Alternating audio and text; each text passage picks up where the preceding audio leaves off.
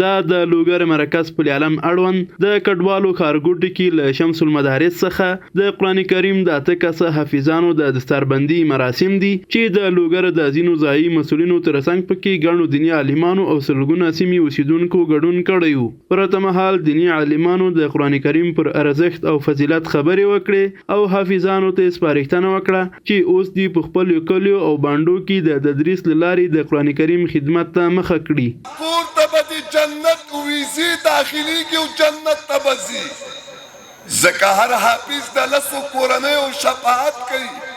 رسول الله فرمای اتق الله حيث ما كن، له خدای نه وډار چیرته سي، که تنها که په مجلس کې که په حضر کې که په سفر کې.